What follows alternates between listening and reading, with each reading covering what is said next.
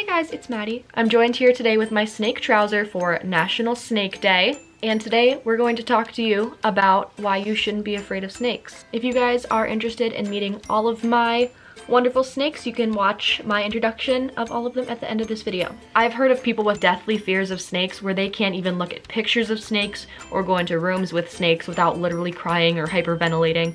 And to me, that just sounds so weird because honestly, these little creatures are nothing to be afraid of. Unlike people think, snakes are not actually slimy creatures. They're actually very smooth feeling and they don't feel slimy at all. They're not wet or grimy or oily. They're just shiny and smooth.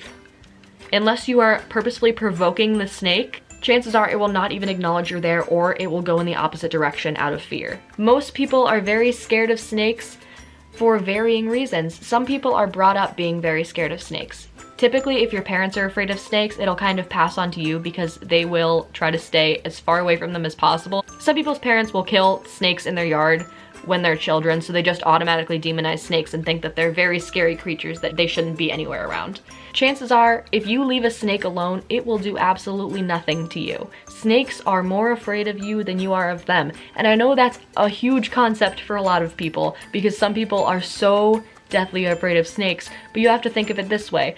Snakes get nothing out of attacking something 100 times larger than they are. They don't view us as prey.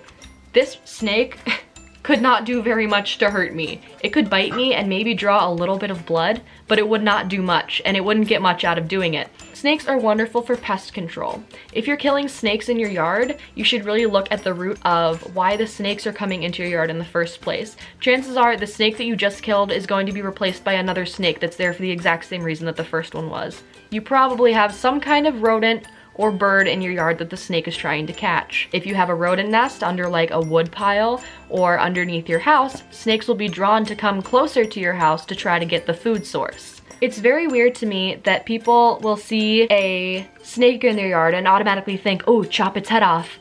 But if they see a blue jay in their yard, or a robin, or like another kind of bird, or a lizard even, they don't say, ooh, chop its head off, even though it's there for the exact same reason. It's in your yard looking for food. Just like birds would go through your yard looking for worms, snakes are going through your yard looking for mice and rats, and other things that they can eat. I've literally had someone who was so afraid of my adorable little Noodles that they came into my house and said, if you bring it close to me, I will kill it. Could you imagine someone coming to your house and being so frightened of something, even something like your dog, that they said, if it gets close to me, I will kill your dog. A lot of people also associate snakes with religion and thinking that they're Satan, and they're not Satan. They're just adorable little noodles that just deserve all of the love. There you go. You can't be scared of that. Look at that little puppy dog mouth. Less than half of all the snakes in the world are venomous. And typically the ones that you're gonna see moving through your yard are going to be non-venomous snakes, since venomous snakes tend to stay in one spot when they hunt, and non-venomous snakes tend to go out and search for their prey. Actually, to be honest, I used to be afraid of snakes when I was younger because my dad and my grandmother are both very, very afraid of snakes. They will not let me get anywhere close to them with my snakes because of how frightened they are. Always respect people's fear because you can't force something on them, and technically, if you just try to force a snake onto someone who's very afraid of snakes, they'll probably become traumatized from it and their fear will come out even more. A good way to get over your fear is to go up and conquer it. Chances are you can find somebody locally who has a very friendly snake that will let you just sit there and hold it. So without further ado, I'm going to introduce you to all of my nope ropes. Let's go. Alright, so we will start with Trouser. Trouser is my 3-year-old female pastel ball python. I got her when she was about 2 years old, and she's just an absolutely ginormous girl. She's about 5 feet in length, and she weighs about 3,000 grams. I'll do a little disclaimer. I do have some snakes in shed right now. It's kind of impossible for me to do an introduction video with my snakes all being out of shed or all of them on an empty stomach because I don't handle them for like 48 to 72 hours after I feed them. Unfortunately, we're just gonna have to show a few snakes in shed today, so I apologize for that in advance, but just so you know, I typically don't handle them while they are in shed. So this is Pluto. He is a 4-month-old, normal, possibly het fire ball python. I got him from a girl who no longer wanted him, and he's a good boy. If you are not familiar with snakes, the blue eye caps mean that they are shedding. So he's also a lot duller in appearance than he normally is, and so he should be shedding here in the next couple of days. Next we have Banan. Banan is a 7-month-old male yellow belly banana ball python. Hi, sweetie pie. And he is also in shed right now, so he is not as bright as he normally is. When I first got Banan, he was completely just yellow and didn't have any of these little black speckles, but then as banana ball pythons age, they typically develop these little black speckles all over their body. So yeah, he's a very sweet little dude. Next I've got Casper, who is also in shed. He is about a year old now, and he is a male orange ghost ball python. He's absolutely adorable. I love him so much. And he's just a sweet boy. All right, next we have Wilson. This is my very first ball python ever.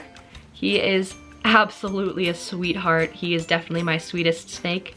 He's just a normal ball python. He's probably about a year and a half old right about now. And he's just an absolute joy. He's just a sweetheart. He really likes exploring my face. He loves taking my glasses off. It's his favorite thing to do.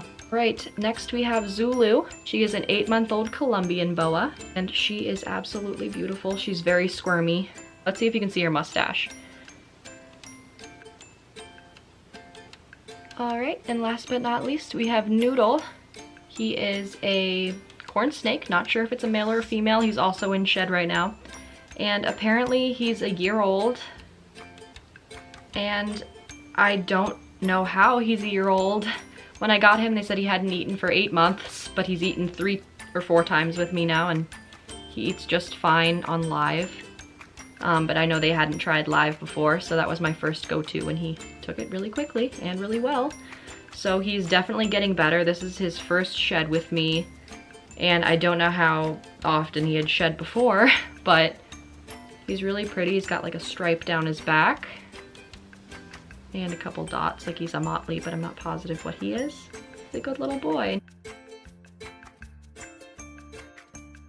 Let me know if you guys have any spooky noodles, danger noodles, nope ropes, whatever you prefer to call them, in the comments below.